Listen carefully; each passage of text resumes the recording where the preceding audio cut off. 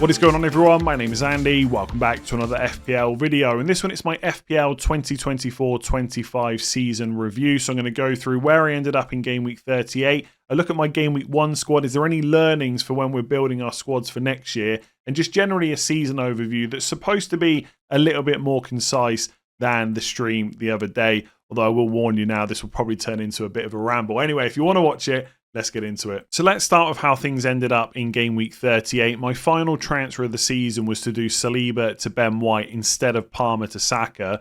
I just felt that Nico Williams would probably concede, which he did, and that Ben White had a great fixture against Southampton, would probably be fairly attacking, which he was. He got the assist, but unfortunately he didn't keep the clean sheet, and I also had David Raya as well. So that wasn't great, but not bringing in Saka was obviously a good move. And I just felt that at 68k, I had to keep Palmer because he was more of the differential in the hope of trying to push close to that top 50k finish. In the end, it didn't matter. I only got 54 points, and that dropped me to 77,000 and 7th place is basically where my overall rank ended up, which is not terrible. There's going to be people out there that would love to finish that high consistently, but for me, it did feel like a bit of a disappointment. I actually watched back my season review video from last year before I started recording this, where I finished 44k, and I said in that video that it was getting more difficult to finish high. Would I take top 50k for next season right now? And I said yes. And if you remember 3 or 4 weeks ago, top 50k became the aim, and I got so close getting to 44k or 46k, whatever it was, and the last 2 weeks I just dropped down. And look, it is what it is. You're not going to get things right all the time, but it does feel a little bit disappointing. I know that's not a bad rank, and I've had lots of people message, loads of great messages after the season, I have to say. You know, I know you're disappointed with your rank, but you've really helped me, and that is great, genuinely. I love that people love the content. I want you to keep watching because I want to do this for a long time, but I'd love to be able to help people and do really well. And I just haven't had that really good rank, what I would consider really good anyway, for a little while. And, you know, everyone has different goals. For some people, finishing in the top 100k for the first time is massive, absolutely. But for me, I guess because I started playing 15 years ago, back when top 10k was seen like the pinnacle. Obviously winning, right, and top 1k was great, but top 10k was like that aim you had every year. I can't get rid of that from my mind, and that's where I want to get to again. But right now, would I take top 50k next year? Probably, because it would mean beating this season. So, little bit of a disappointing end, although in terms of transfer and captaincy, I'm not sure realistically there was much that I could have done better. When you look at the team of the week for game week 38, the only 2 players on there that most people were considering were Jared Bowen and Semenyo. Now, I could have done Palmer to Bowen, I get that, but I never saw myself doing that move. And as much as I like Semenyo as a transfer, and I talked about him a lot last week, he was never a consideration for my team because of the way I was set up. Had I gone a different route the week before, like Isak to Watkins in game week 37, I may well have changed Eze or Sarr to Semenyo in the final week, but I took a different route. So that option was never really open. Elsewhere, like Pickford, Mikalenko away to Newcastle, Tierney, we didn't even know if he was going to start 10-pointer. Zabani, 11-pointer. If I'd gone for a Bournemouth defender, it would have been Kirkes. Realistically, I was not picking any of these players, and it's not like I've benched a load of points either. It was just a very disappointing game week 38, where there was hardly any goals at first, and even when they started coming, it wasn't for popular FPL picks. So Salah captain, 20 points, Mbeumo 8-pointer, Vardio 8, and Ben White 5. They're the only 4 players that returned for me. All that worry about whether Isak would start or not, and he finished on 2 points. Visser 1, Evan Nielsen 2 against Leicester, Rodgers 1. Obviously came very close to scoring, but it was disallowed. Palmer blank again. Livramento conceded to Everton. So it was just one of those final game weeks. Not great, but hopefully next season will be a little bit better. In terms of where that rank kind of places for my history, so I've been playing 15 seasons. I've got 15 seasons under the belt. Every year over the last 5, I'm getting slightly worse, which is a little bit concerning. So back in 2020-21, I finished 1,294th, my best finish ever. Then it was another top 10k finish, 9975. Then 35, then basically 35k, then 44k, then 77k. So I'm getting progressively worse but not to the point where I think I've completely lost it just yet. And look, I'm not perfect. I will never go through a season without making any mistakes, because if I did, I'd basically be winning FPL, which is very difficult to do. But I don't feel, even though I know people would disagree, that I'm making lots of horrible mistakes. There's going to be a lot of 50-50s, which, we have a disagreement on which is the better move, where I think they're close. I go one way, it doesn't work out. That's always going to happen. But I don't think I'm that far off just having a better finish with just a little bit more luck. And I'm not saying I've had no luck this season, because of course I have. Everyone does over the course of a season or two. But I just don't know, one of those 50-50 calls just has to go the right way, or I make a slightly different move some way during the season, and I can get back into the top 50k. I can get a top 25k finish. I'm confident in that. I just wish the ranks would stop getting worse. But if I can give myself some credit, I'm not the most elite manager, but I'm not that bad either. I've only finished outside the top 100k twice in 15 seasons. I've got a lot of top 25k finishes as well, loads of top 50. But 77k. The thing is, maybe 8 or 10 weeks ago, I might have taken that, because the season did feel like a bit of a slog. But when you get into the top 50k before the season ends and then you finish outside, it's just not great. But look, for 15 seasons playing, where I'm not the most elite manager, I think that's an okay set of overall ranks. Can next season be better? Hopefully. Anyway, forget about next season for now. Let's talk about the rest of this season first. So let's go back to where it all started. Game week 1. What did my team look like? Were there any horrendous picks? And what can we learn for next season? So my defensive players were Dean Henderson in goal, and I picked a 4 million non-playing player on the bench. I don't mind that. I'm not a massive fan of goalkeeper rotation for most of the season anyway. So I think Dean Henderson was an okay pick. It's very difficult to nail your goalkeeper at the start of the season. The interesting thing is, I barely owned a Forest defender all season. Obviously, they did really well. Most of us, if we'd known that Sells was going to be first choice, because if I remember correctly at the start of the season, there was a little bit of kind of unsure feeling in the community about who was going to be number one. If we'd known that Sells was number one, I probably would have gone there. And obviously that would have been better than what I ended up on. But Dean Henderson was an okay pick.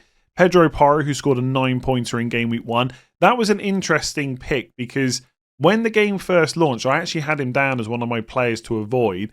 And slowly people convinced me that he was a good option. And he did okay in the first couple of weeks. But after that, we've barely talked about him.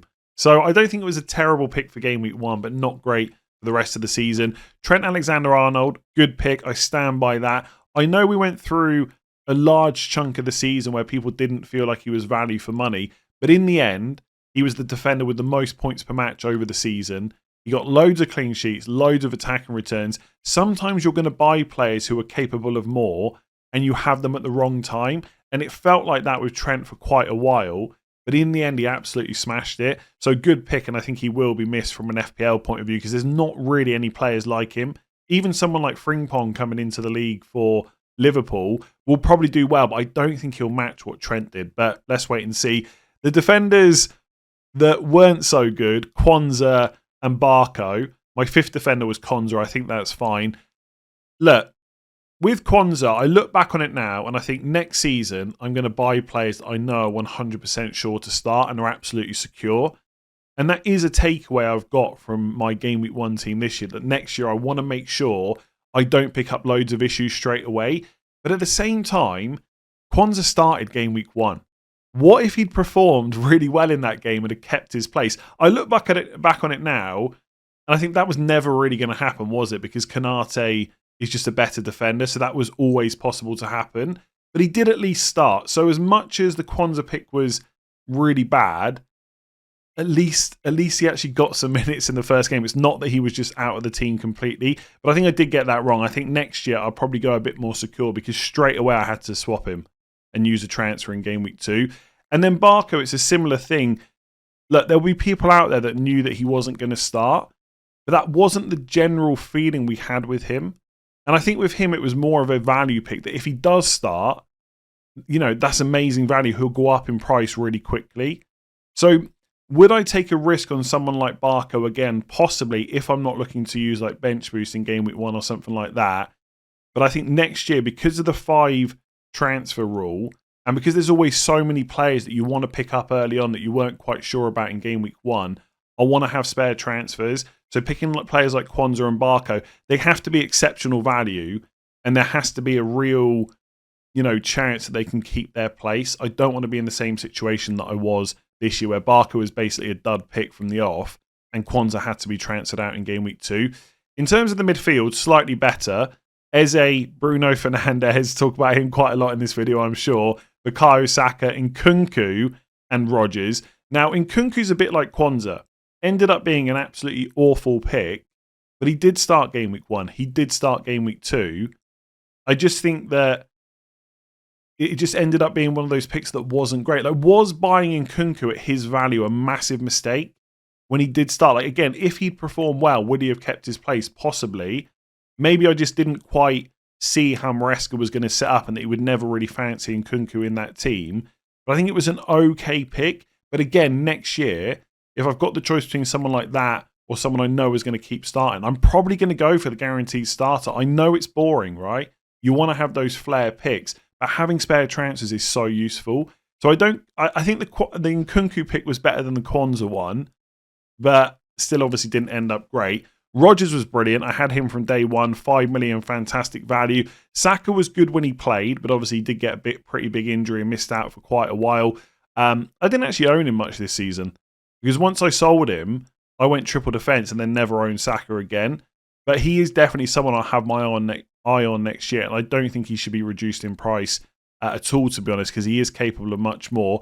Eze, I think when I went with him, there wasn't that much excitement about it, and he didn't do great. But obviously, by the end of the season, he's shown why I picked him in the first place. He has been quite a consistent point scorer-ish. He always plays for Palace. The underlying numbers are pretty good. He also had a goal ruled out in the first couple of game weeks that should have stood from that free kick. So, again, buying players that you know are always going to start definitely has value. And that's why I went with Bruno Fernandes. And again, I listened back to my season review video from last year, and I said that in game week 1 I picked Rashford and Fernandes, and maybe there's a blind spot there. At least this year I only had one Man United player, which was Bruno. But again, in the end, he did great. Sometimes it's just a timing thing, and people will come up with all sorts of reasons about how you can get that timing correct. There is just an element of luck in this game, and the player that I went against early on was Luis Diaz, who loads of people had, and he absolutely smashed it. But in the end, there's less than 10 points difference between Diaz and Bruno. So it's not like Bruno was an absolute dud pick. And I know that Luis Diaz got rotated in some games, so actually on a per game basis, Diaz has probably done better. But having players that start is obviously part of the element of FPL, right? That you want to pick those kind of players. Because when players do get benched, you get frustrated with that. You need to transfer them out. At least with Fernandes, there's some value there that you know he's always going to play. He's always got penalties in his locker.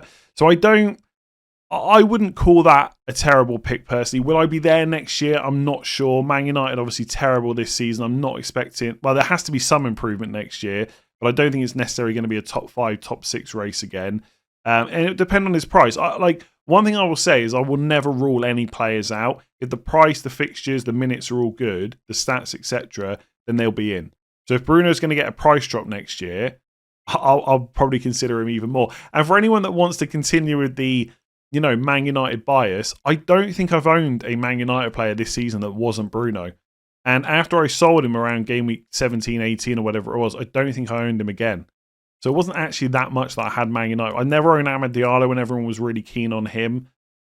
I think there is... I want to buy Man United players, but actually I haven't really owned them that much over the last couple of seasons. That will probably continue into next year. Although if Cunha and Mbeumo comes in, who knows? Up front, Haaland, Isak, João Pedro. Ultimately, it was a bad season for Haaland, but he did start really well. And I also jumped off him at pretty much the right time to go to Salah in game week 10. So I think I did okay there. Isak was just a good pick for most of the season when he was fit, and João Pedro was pretty good value. So I don't think there was a huge amount of massive mistakes in that game week 1 team, but I would definitely be trying to avoid another Quansah and Nkunku and Barco situation next year. So just to go through my personal favourite moments from this season in no particular order. The first one was free hit in game week 34. Interestingly, again, going back to last year's video, I said that everyone's going to be going on about using the free hit in a double because last year, free hit game week 34 was a double game week and people did really well. And I said I still think it will be useful in a blank. And that's exactly when I used it this year. I know the circumstances were a little bit different, but it just goes to show that a free hit can be very useful in a blank game week. It was the only single game week of the season that I scored 100 points. And the Jose Sarr penalty save is one of those moments that I'll just never forget because not only do you get extra points for that, I also had 8 Nuri, so double Wolves defence against Leicester.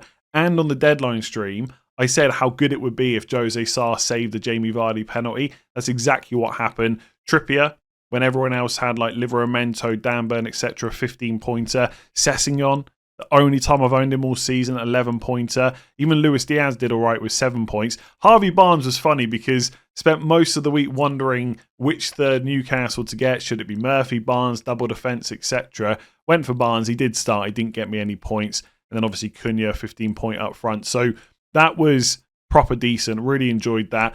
Bruno Fernandes redemption. All the stick I took about him early on. And on wildcard 6, which was a very popular wildcard week, I decided to keep him when everybody else went Luis Diaz. And one thing I think people have forgotten is I said, and by the way, I was very close to going for Diaz, but I said at some point he's going to blank, which he did that week. And then I said at some point he's going to get benched, which he did the week after. And then people will mass sell him, which they did. Whereas for me, I had Bruno Fernandes, so I didn't have to worry about selling him. It wasn't ideal because he did go and get that red card against Spurs that got overturned. But once you got to game week 8, all the way up to 16, he scored like 65 points. And all of a sudden didn't look like such a stupid pick. And again, it's just that timing thing. If I'd avoided him straight away and got him in game week 7 or 8, perfect. But that's not how FPL works. You're not going to get everything correct. So that redemption was great up until he got the second red card against Wolves. And I don't think I owned him again after that. And then my third favourite thing, again, not necessarily in this order, triple Arsenal defence. It's the first time I've ever tripled up on one defence. And it worked out so well. The only disappointment was that Gabriel got injured. So for some of those weeks, I only had double Arsenal defence. But even in those weeks, Saliba and Raya did really well. And initially, it looked, if you remember, it looked really stupid because Bukayo Saka, I think I went triple defence in game week 12. Bukayo Saka got a goal and assist against Forest that week. Then the next week got 1 goal, 3 assists against West Ham. So it looked, again, really stupid. But then he blanked 3 games. Like someone said to me on Twitter, yeah, you got lucky because Saka got injured. Actually, I only had triple defence until game week 18. And Saka blanked in 3 after that West Ham game. Man United at home, Fulham away, Everton at home. And obviously got injured in the Palace game, which was a little bit lucky because Arsenal did really well, scoring 5 goals. But to go triple defence and the amount of times they did really well for me, like it was just a fun part of the season for me because it was a little bit different. Like the first week I did it, clean sheets all round. Game week 13, I think Gabriel scored. Saliba and Raya both blanked. Game week 14, Saliba 15-pointer. So that's what I mean by average day return a game week. Saliba blanked the week before, but that week he got a goal and a clean sheet. Raya got his as well. Game week 15 again, Saliba scored twice in a row, I think it was. Then it was triple clean sheets all round. And game week 17, yeah, they blanked that week. So it wasn't quite a return a game week, but it wasn't bad. Then game week 18 against Ipswich, it was clean sheets all round. So I'm pretty happy with that. Again, someone said to me yesterday, it's never a good thing to spend that much money, but over that period of time, it just worked for my team. And I think when Saliba pretty much matched Saka when Saka was fit over that period, even though, Saka had got that massive haul against West Ham.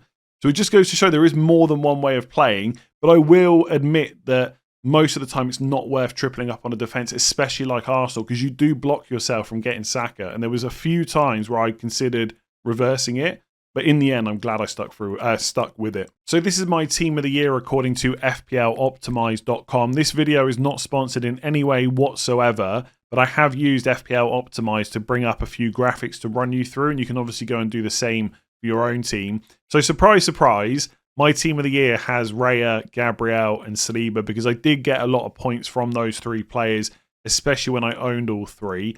But obviously at other times, Raya did well for me, Gabriel too. So those 3 players in. And actually my third defender was Trent Alexander-Arnold. So I did spend quite a bit of money on defence, but I think for a large portion of the season, that was worth it. It might be that next year I won't do that and I'll go a little bit cheaper, especially if the players like Gabriel Saliba go up in price, etc. It just so happened that this season I did spend quite a bit of budget in defence for a large portion of the season. My midfield five was Salah, Palmer, Mbeumo, Eze and Fernandes. I'm not going to go through all the Fernandes chat again. I think in the end he did pretty well this season. There were definitely better value players, but that's always going to be the case, right? You're never going to have every single great value player in your team. Sometimes you just need to spend the budget on someone that you want to captain or that you know you're not going to have to worry about because of injuries and stuff like that. That is Fernandes. Eze scored me quite a few points, 101. A lot of them came after wildcard 30, especially when he took a penalty and actually scored it. Got that 16-pointer towards the end of the season as well. Mbeumo was a player that overperformed this year. I'm going to talk about that in a minute, but that I actually owned for a large chunk of this season. So he helped me a lot, 173 points. Palmer, not so good. I'll come on to that in a second. And obviously most of us own Salah for a large part of this season because he had an absolutely ridiculous season. 468 points when you include captaincy. And I captained Salah 16 times, which actually, the amount of points he scored this season, given that he got 38 starts, he started every single game for Liverpool in the Premier League, there's actually probably not that many, 16 captaincies. To compare that, I captained Palmer 7 times and Haaland 8. So Palmer and Haaland combined, I almost captained as much as Salah. Probably not ideal given the season that Salah had, but that's what I was talking about earlier about those fine margins, and you don't need to make many more correct decisions to do a lot better. So captaining Salah more would have definitely been one of those better decisions. And yeah, Haaland up front, who did really well for the first 5-6 weeks, then dropped off massively.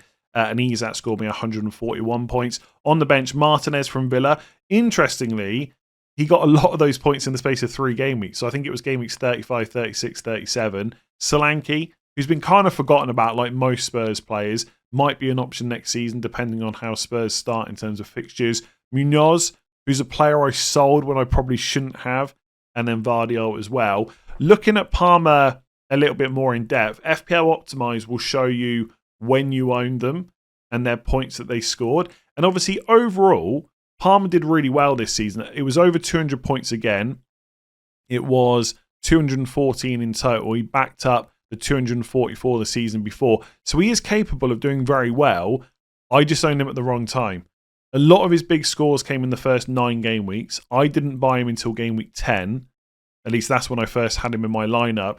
He did get a couple of good scores in game weeks 13 and 15. Outside of that, he did basically nothing. And that has hurt me a little bit. Now, you know, on reflection, now the season has ended, I look at the last couple of games I watched for Chelsea, the amount of times he's picking up the ball deep and stuff like that, you kind of look at yourself and think, okay, maybe I should have sold him. But I don't know, I did sell him for game week 33 and then I bought him back again later as a massive differential. Maybe I should just never have bought him back. You know, again, was that a massive mistake? I mean, looking back, yes. There were so many game weeks where he just didn't do anything. But I still, I look back and think, would I change that decision? Probably not. So I've just got to hope that next time he does a lot better. But he definitely wasn't great for me. And then I got this note about where the points came from in terms of position. Goalkeepers, I scored 151 points. I saw FPL Harry talking about goalkeeper points on Twitter. So if you look at, if we just picked the best goalkeeper and left them in all season, that would have been Pickford on 158. Then it was Sells on 150. So to get 151 from my goalkeepers is not bad because it is very difficult to nail the goalkeepers that's going to do well all season. Although Pickford has done great the last 2. So he's definitely someone to consider next year. But I think 151 is probably okay. Yes, I spent quite a bit of money with Raya for most of the season. But that's fine because you can just set and forget them. So I'm okay with that. And then talking of the overperformers, I looked on FB Ref at the top 3 overperforming players in the Premier League based on their goals versus their XG. And the 3 players were Mbeumo, Chris Wood and Cunha. Now, Mbeumo I owned for a lot of the season, so that was good. But Chris Wood I only owned for game week 29 when he blanked. I missed out on all his other returns. And Cunha, I turned down the chance to buy him twice. I think it was I think it was game weeks 10 and 11. I'm pretty sure I bought in Strand Larsen and Raul Jimenez. Let me have a look here. So if I go all the way down to game week 10. Yeah, game week 10 was the week that I transferred Haaland to Salah, and the forward I bought was Raul Jimenez. And then the next week, I got Calvert-Lewin to Strand Larsen. I mean, Calvert-Lewin was a terrible pick, but I went Strand Larsen rather than spending the money on Cunha. And that just absolutely killed me, not having those overperforming players that everyone else did. And by the way, that's not me saying they don't deserve their points or anything like that. Players there's always going to be a few players that have these seasons every year. You just got to hope that you're on them. I just wasn't on them for Wood and Cunha. And you might look at that as like a bit of a blind spot. You know, you missed out. They were in form. They had confidence and stuff like that. But there's plenty of times when players have overperformed. I've ignored them. And then they've stopped overperforming and everyone's held on to them. So, you know, you could say, well, next year you can't play the same way. You can't just go off data. But how do we know when this form is going to end or continue? Like, I've had this discussion so many times on streams and stuff like that. It's just not how I play it. I'm always going to go by the data. And okay, Chris Wood had penalties, which we didn't necessarily think at the start of the season, so that might have changed things. And obviously, Cunha's an absolute bonus magnet. But all his returns came like pretty much in one go, it felt like when everybody owned him around game week 10 to like 18, whatever it was. And I just missed out. And I don't know if there's something I can massively change. Like, how do you know that a player is going to continue to overperform? Because people will say things like, you can just see it in their eyes, or they're striking the ball better. But if that's the case, why does it stop? Why has Chris Wood not done so well over the last 8 to 10 weeks as he did before? Like, did he forget how to strike the ball cleanly? Did he stop being as clinical? Or did he just get a little bit lucky for a period of the season and a little bit less lucky later on? It's all about that timing. I don't know if there's a better way to kind of perfect that. But I will say, this period where I could have bought Cunha, I look back on it now, it was a bit frustrating. Interestingly, I think the time that I owned Raul Jimenez, he actually racked up more XG than Cunha, but scored way less points. And part of the reason I went Strand Larsen was because I wanted to be able to keep Trent, basically. And then he got injured, so I had to sell him anyway.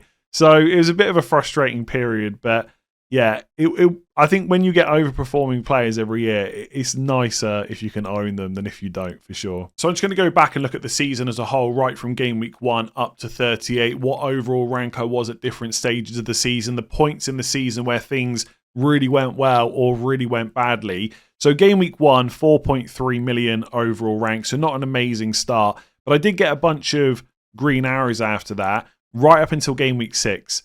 So by game week 5, I was 1.3 million. And I'm going to say this every single year.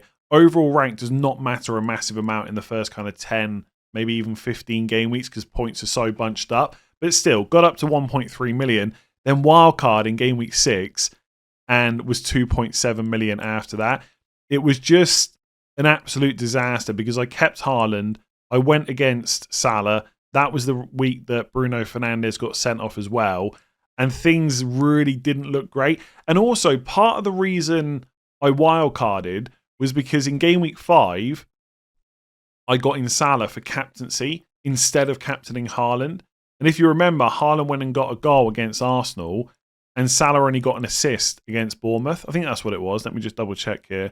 Yeah, 1 assist against Bournemouth and a clean sheet. So we got 6 points. Captain was 12. So looking back, that wasn't the only change I made, was to be able to captain Salah only to take him back out the next week. There were a couple of other changes, like bringing in Arsenal players in game week 6. If you remember, that was a really big fixture swing for them. So I got Saka and double defence. But I think overall, I could have had a very similar game week 6 team just if I hadn't bought Salah and just gone and captained someone else. And so again, I don't want to look back and say that was definitely a massive mistake, because if Salah had gone and got a hat-trick against Bournemouth, then I'd be saying, well, that was a good move and I used my wildcard well. But I think next season, when I'm thinking about wildcard, it probably needs to be a bigger impact in terms of why I'm using it in the first place. So that didn't really go well. Game week 7 up to 2 million, but by game week 9, I was down to 2.9.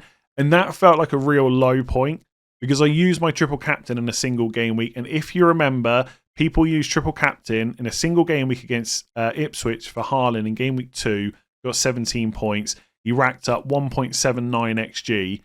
Against Southampton in game week 9, he racked up 2.33 and scored 6 points. Didn't even get a bonus for the goal that he scored.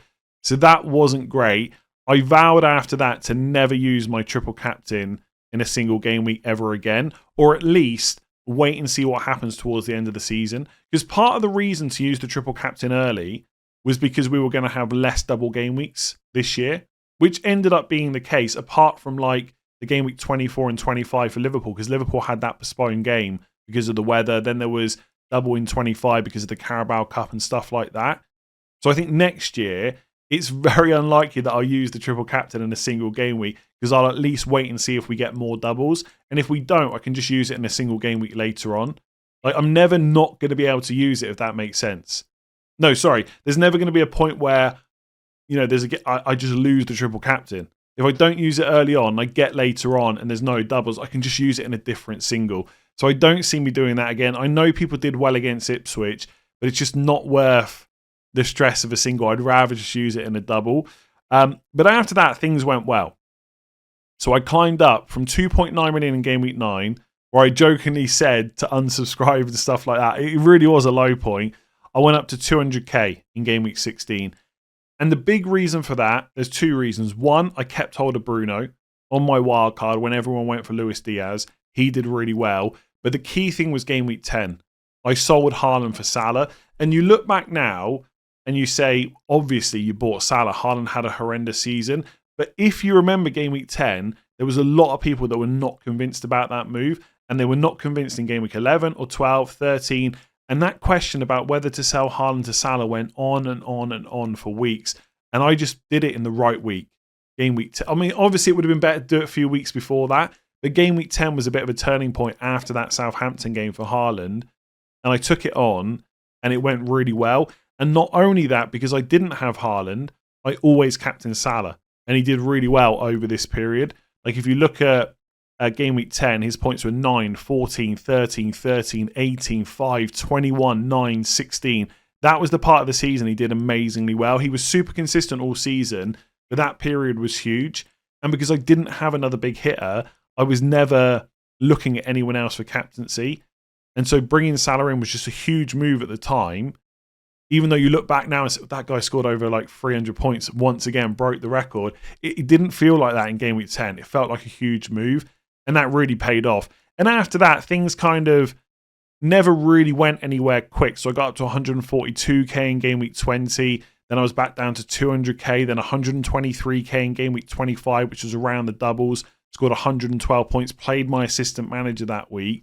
I think the rest of the season kind of went okay. But I never really moved anywhere. Like, this always happens. When you're in and around like 200, 150k and you just don't really move week to week. You go up and down, up a bit, then down a bit. It just feels like a slog. And that's what the season felt like to me. But that's always going to be the case if you're not doing well. The season's always going to feel better when you're getting a run of green arrows. And it just wasn't that type of season for me after, that period of Fernandes and Salah doing really well up until wildcard 30. So I was 281k after game week 29. That's when I took the hits to bring in Chris Wood and Cliver instead of going for Bruno Fernandes, which I still hate myself for that because I'd gone without Chris Wood all season. Why did I bring him in then? Why did I back against the guy that I've had for most of the season in Fernandes? But it is what it is. I got to 282k and then wildcard 30 was just great. Up to 44k in game week 36, partly because of how good the free hit was in 34. Just unfortunately, the last couple of game weeks weren't great. So, there were some big moments in the season. I could have made some moves better. I should have bought Cunha, of course, but I wanted to keep Trent. I didn't expect him to go and get injured. I don't know. I feel like I played it okay. And I mean, even talking this out, it's a bit like therapy. Like, I feel like I can do better next season. I'm already looking forward to picking my team for game week 1. But yeah. Pretty okay season overall. Definitely could have been better. So looking ahead to next season in terms of chips, personally, I would like to see the assistant manager chip either change, so it's reduced down to 1 week, or just removed completely. Now, I'll be honest, I don't feel super strongly about this. If they decide to keep the chip, so be it. I'm not going to complain about it. But if it was my decision, I'd probably remove it. I think that the points difference between different FPL managers could be quite big with this chip. Like, there's going to be people out there that have gone for the table bonus, for example, and ended up on 0 points. I scored 38. There's going to be people out there that have scored 40, 50 plus. I don't know if one chip should have such a variance in terms of what you can get from it. And I fully appreciate that everything in FPL can have variance, right? You can transfer in one player, I can transfer in a different one. It might be quite a close call, but one of us could end up with 30 points over 6 weeks. I get that. Same with triple captain. I got 6 points from mine. Some people would have got 20 plus. Assistant manager just feels like the range for the points you can get is even bigger. And this year, I think when a lot of us used it, we all did quite well, but there's going to be plenty of times where you do terrible with it, and it's going to feel really bad when other people are scoring 40 plus points. And also, if I can take off my, engaged FPL manager hat, the beauty of FPL is how simple it is. And I think the assistant manager, the way it works, is quite complicated compared to the other chips. Like, first of all, it spans over 3 weeks. I saw people get to like game week 34 with a load of blank players that then couldn't use their free hit because assistant manager was active. But also you've got the table bonus element, which I actually completely get, right? It does make some sense, but then it's quite hard to plan for because you don't know weeks down the line what the table is going to look like. So some people would have made the decision to not use their assistant manager early on, kept it for the end of the season. The table bonus opportunities just weren't necessarily there. One of the weeks, I think it was 35 or 36, the only table bonus managers were the teams in the relegation places. And so you've kind of got, I wouldn't say screwed over, but you've made a decision to leave it till the end, but you couldn't plan for it because you didn't know what the table bonus would look like. At least with free hit, you know what the fixtures are going to be. And I know doubles and blanks play into it a little bit, but let's say triple captain, I will know in game week 1 what fixture Salah has in game week 33. And unless there is a postponement, he's always going to have that fixture. So I could save my triple captain for that. You can't quite do the same with assistant manager. So I don't like the 3 week thing. I think there's too much variance there. I would rather see it removed or get reduced down to 1 week. In terms of chips overall, I don't think we necessarily need more. Like, could they do a mystery chip every single season? Potentially. Again, I'm not against it, but it's got to be good. I think with the assistant manager, just going back to that, we didn't know what it was straight away, but probably because I'm not sure FPL knew themselves. And then there's all this table bonus stuff. Like, you can't even have it from game week 1 next year because there is no table bonus. So it doesn't even make sense. So do we want chips that you can only become active at a certain point? I guess the second wild card is that. So I don't know. It doesn't matter. But for me, no assistant manager. And I don't think we necessarily need more chips. I don't know if they make the game better necessarily. I don't know if we need more ways to significantly change the number of points that can be scored. Like, it's great if it works out, but it's terrible if it doesn't. But again, if they bring in more chips, I'm not going to be sat here massively complaining about it. And then could bench boost game week 1 be a thing next year? I saw some people do it this year. James from Planet FPL. I'm tempted by it because we haven't had as many double game weeks this year as we usually get. There's less room to use the bench boost. Once again, I have gone into a bench boost team with no double game week players. So I have never, in all my seasons playing FPL, ever since the bench boost was a thing, I've never had 4 double game week players on the bench. So maybe in game week 1, if the fixtures line up, if the prices are right, and if I can be sure that those players are going to start, i.e. they're not a Kwanzaa or an Nkunku or a Barco, I could be tempted by it. I'm at least going to give it a lot more thought than I have done in previous seasons, just because next year, the double game week layout is probably going to be quite similar to what it was this year. So there's not going to be necessarily as many doubles for chips that we have. In terms of the game itself, I really like the 5 transfer rule, that you can roll up to 5, because realistically, most of us are just never going to do that. But it's there for those really patient managers. But if you want to play the game as normal, you can absolutely do that as well. Just gives a different way of playing. I do think there's a slight problem with it. I wouldn't go any further than 5 necessarily, because if you pick the team that's absolutely perfect, you get really lucky with all your choices. They don't get injured. They score all the points, so the team value's going up.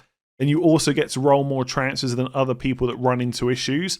But I do quite like it. I think it's worked quite well. There's not been that many complaints about it. I would definitely keep it. Everyone talks about changing the deadline every year.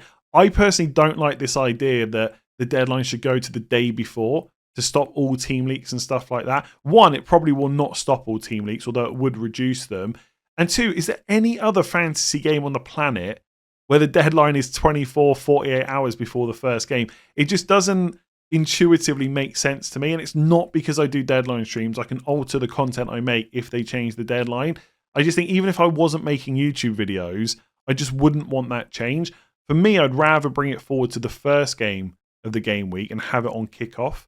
And so then at least everyone gets to see the lineup for that game. And I know there's people around the world, I completely get it, but it's a fantasy game about the Premier League. For me, it should be based on the Premier League times. And of course, I'm a bit biased there probably because I'm on UK time. But that just intuitively makes the most sense to me. So I don't know if they will change the deadline next year. Let's wait and see.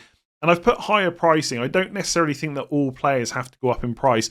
But I think they did well with the prices this year, especially for the likes of Palmer, Saka, Haaland, Salah. Salah has to be the most expensive, 14 million minimum. But I wouldn't drop the likes of Palmer, Saka, Haaland right down. I would make it so there's decisions to be made. Like if Salah's 14, 14 and a half, whatever he ends up being, there's a genuine decision about whether or not to go for him. And the more other players you put up in price, the harder it is to build a team. And again, should FPL do that? Probably not, because you want to make it easy for more casual managers. But there is probably a balance between the two. For those of us that are super engaged and the casual, more casual players, and just higher prices mean more decisions. And I think most people would agree the pricing was quite good. You're always going to have a Morgan Rogers that is just value that you weren't sure was going to do that well. But I think for the bigger hitters, you can definitely price them a little bit more than maybe normal, even if it's just like a 0.5 here or there. Anyway, I've rambled in this video enough. Thank you very much for watching. Will there be another video after this before the game launches again next year? Probably not, but you never know. Later on this week, I might decide to do something else. But if you have watched all of this, make sure to give it a like, hit that subscribe button. Thanks once again for joining me all season, and I'll catch you again pretty soon probably, and we'll be doing our Game Week 1 drafts.